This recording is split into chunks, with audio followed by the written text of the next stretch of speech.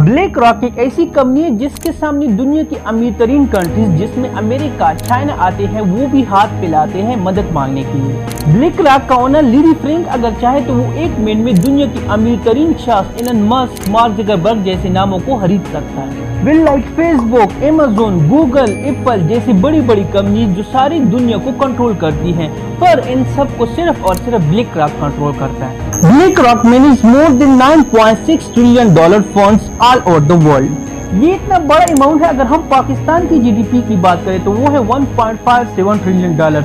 अगर हम दुनिया की 5th लार्जेस्ट इकोनॉमी इंडिया की बात करें तो उसकी जीडीपी $3.2 ट्रिलियन है, यानी इंडिया से भी 3 गुना ज्यादा कमाता है। दुनिया का अमीर तरीन शख्स एलन मस्क की नेटवर्थ है $195 बिलियन, जो कि $9.6 ट्रिलियन की 3% के बराबर भी नहीं है। पर अब सवाल उठता है कि इतना ज्यादा पैसा इस कंपनी के पास कैसे आया? इस कंपनी का ओनर लैरी फ्रैंक कौन है? ब्लैक रॉक की हिस्ट्री क्या है? ये कैसे दुनिया की ग्लोबल इकोनॉमी को कंट्रोल करती है? इन सब के बारे में जानते हैं आज की इस वीडियो में, और साथ में हमारे चैनल को सब्सक्राइब करना ना भूलिए।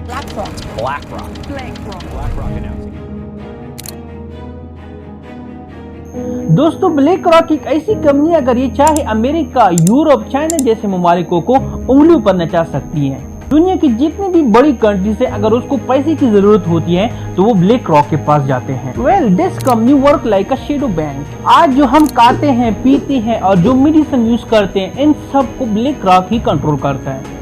Not only that, during Russia in Ukraine war, जब यूक्रेन की इकोनॉमी बुरी तरह अनस्टेबल हो गई थी, तब ज़ेलेंस्की ने यूक्रेन की इकोनॉमी ब्लैक रॉक के हाथों में डाल दी और यूक्रेन की इकोनॉमी ब्लैक रॉक कंट्रोल करती थी। Chapter number 1, history of black rock and Larry Frank. तो दोस्तों, ब्लैक रॉक का ओनर लैरी फ्रैंक है। Well, Larry Frank was born in ordinary Jewish family in America, जो कि फाइनेंस और स्टॉक मार्केट में बहुत ज्यादा इंटरेस्ट रखता था। वो जानता था कि पैसे ही सब कुछ कंट्रोल करता है। However, his money can carry leaders and government in his pocket.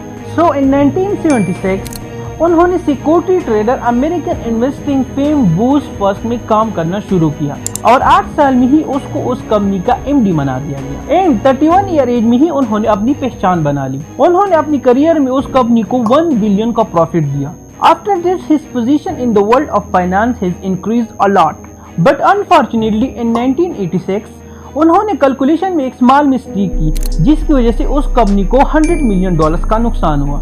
Well, तो लैरी फ्रैंक बहुत जल्द इस कंपनी का सीईओ बनने वाला था, लेकिन उसकी इस मिस्टेक की वजह से उसको कंपनी से निकाल दिया गया। Larry felt very bad. He decided he would never work again.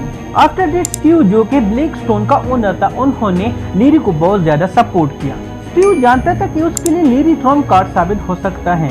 Well, तो स्टीव ने लैरी को $5 मिलियन दिए and Larry started Blackstone finance management limited. बड़े बड़े कंपनीज ने ब्लैकस्टोन को उसके पैसे मैनेज करने की जिम्मेदारी दी।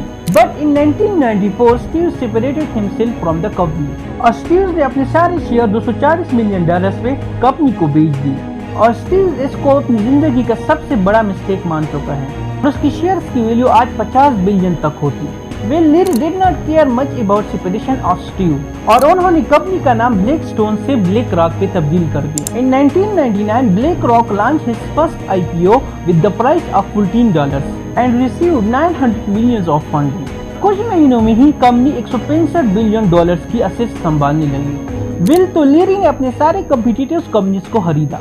2006 में उन्होंने मेरिल लिंच को खरीदा। In 2009 he took over the Barclays Global Investor and now the path for BlackRock was clear। और उसके बाद कंपनी ने दोबारा मोड़ के नहीं देखी। Now BlackRock consider one of the most powerful asset management company all over the world, जो कि मुख्तलिफ कंट्रीज और कंपनीज के फंडिंग को मैनेज करती हैं। In addition, this company also deal in real estate sector। और आज ब्लैक रॉक के 38 कंट्रीज में 89 से ज्यादा ऑफिसेज हैं and more than 100 companies have clients in their countries. ये कंपनी हर कॉन्टिनेंट में मौजूद है और ये कंपनी आजकल $9.6 ट्रिलियन असेट्स मैनेज करती है, जो कि सरप्राइजिंगली हर कंट्री के जीडीपी से ज्यादा है। But friend, it is not that black rock achieved such a great success in short period of time. In fact, there is many decision taken by company behind it, जिस पर आज भी question उठाए जा रहे हैं। 2008 से लेकर 2020 के दरमियान जब all over the world economic crisis थे, उस वक्त ये कंपनी पैसे कमा रही थी। 2008 में लेमन क्राइसिस के दौरान जब सारी मेजर कंट्रीज की इकोनॉमी स्नेक हो गई थी, ज्यादातर कंपनीज बैंक करप्ट हो गए थे, millions of people lost their jobs. इन सारी सिचुएशन में ब्लैक रॉक की इनकम 23% इंक्रीज हो गई थी, which was quite shocking in itself. Not only this, black rock ने अमेरिका को इकोनॉमिक क्राइसिस से उस वक्त निकालने में बहुत अहम किरदार अदा किया था। जब गवर्नमेंट ने लिली फेंग से सलूशन के बारे में कहा तो लिली फेंग ने सारे बैंक्स को लोन दिए। दोस्तों, बहुत से लोगों का मानना है कि उस वक्त के इकोनॉमिक क्राइसिस के पीछे लिली फेंग का हाथ था। The Lehman crisis come due to his debt syndicate policy. That is, his company invested a lot of money in those places where there is small possibility of coming back. और इन सब का नतीजा economic crisis निकला। और यही सिर्फ 2008 में नहीं, 2020 में जब कोविड आई थी, दुनिया बहुत बड़ी मुसीबत में थी और ये कंपनी अपनी प्रॉफिट शो कर रही थी। इसके साथ उस वक्त उन्होंने बहुत सी कंपनीज को दिवालिया होने से बचाया। Besides this, according to data, ये जितने भी गवर्नमेंट ऑफिसर्स होते हैं उन सबको ये हाई सैलरीज देती हैं और उसको जॉब पे रखती हैं। और जब ये ऑफिसर पॉलिटिक्स में चले जाते हैं और गवर्नमेंट बना लेते हैं और फिर उस गवर्नमेंट में ऐसे लॉज बनाए जाते हैं जिसमें ब्लैक रॉक को फायदा हो। They get saved in tax. अगर आप प्रैक्टिकल एग्जांपल देखोगे तो डीएस और एडीमो जो थे इस कंपनी के एम्प्लॉयज थे। बाद में वो बराक ओबामा के नेशनल इकोनॉमिकल काउंसिल के मेंबर भी थे। And these people work under Biden. Even Kamala Harris भी BlackRock की एम्प्लॉय थी, who is Vice President of America today. Even Mitchell Pelly जो कि Vice President of America Kamala Harris का economic adviser है, वो भी BlackRock का एम्प्लॉय था। So it is fair to say that if the policies are made, it is not in the favor of BlackRock, it's can't happen. क्योंकि BlackRock America की ज्यादातर money को मैनेज करता है। Besides this, BlackRock have also stakes in companies like Coca-Cola, Pepsi, McDonald's, Walmart, Cisco, Johnson & Johnson and Visa.com। हत्ता कि आप अगर ट्रांजैक्शन करते हैं डेबिट कार्ड के जरिए या क्रेडिट कार्ड के जरिए, उसमें भी BlackRock को फायदा है। अगर हम BlackRock की लार्जेस्ट होल्डिंग के बारे में बात करें तो उसकी 7.25% स्टेक्स है फोर्ब्स में, 6.5% शेयर्स है फेसबुक के साथ, एप्पल के साथ, JP मॉर्गन के साथ। वेल तो BlackRock के माइक्रोसॉफ्ट, अमेज़न, नेविडिया में भी अच्छे खासे शेयर है। और आज के टाइम में BlackRock की चाइना में भी बहुत ज्यादा इन्वेस्टमेंट है। BlackRock ने China real estate, markets, mutual fund sector में इन्वेस्टमेंट की है। लिली फ्रेंक की ये कंपनी स्ट्रांग से स्ट्रांग होती जा रही है और कुछ वक्त में वो चाइना को भी अपनी उंगलियों पर नचाएगा। Well, BlackRock called itself social and environmental friendly company. BlackRock के 6.7% शेयर होल्डर है oil and corporation company Exxon Mobil में। Only this company is responsible for 2% emission of carbon in the world. Apart from this, इस company ने gun manufacturing में भी बहुत ज्यादा investment की है।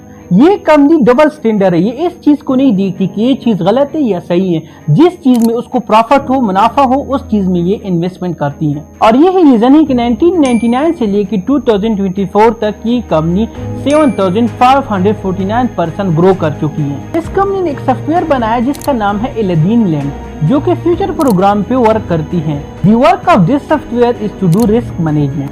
अलादीन सॉफ्टवेयर मेजर करते हैं ग्लोबल इवेंट्स और रिस्क पैरामीटर को।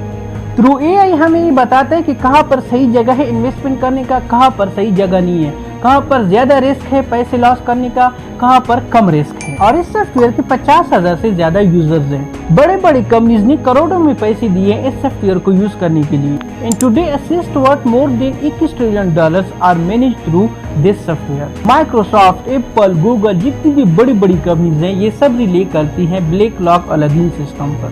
बट दोस्तों, आप लोग को ज़हन में एक सवाल आता होगा कि ये इतनी बड़ी कंपनी है, फिर इसका नाम न्यूज में इतना क्यों नहीं आता? दरअसल में ये इस कंपनी की पॉलिसी है कि लिली फ्रेंक अपनी कंपनी को न्यूज में नहीं लाना चाहता। लिली फ्रेंक सब कुछ प्राइवेट रखना चाहता है और इसलिए 90% मीडिया जो है ऑल ओवर द वर्ल्ड वो BlackRock के कंट्रोल में है। BlackRock के 18% शेयर फॉक्स में है, 16% शेयर CPS में और साथ में 21% शेयर कॉमकास्ट में है। तो ज्यादातर मीडिया BlackRock के कंट्रोल में होता है। तो दोस्तों, ये थी कंप्लीट इन्फॉर्मेशन BlackRock के बारे में और उसके ओनर लिली फ्रेंक के बारे में। कैसी लगी वीडियो? अगर अच्छी लगी हो तो प्लीज़ हमारे चैनल को सब्सक्राइब कर दीजिए, क्योंकि आपका सब्सक्राइब करने से कुछ नहीं जाएगा, लेकिन हम इसे बहुत ज़्यादा मोटिवेशन मिलेगी और हम आपके लिए और भी इंटरेस्टिंग वीडियोस लाएंगे।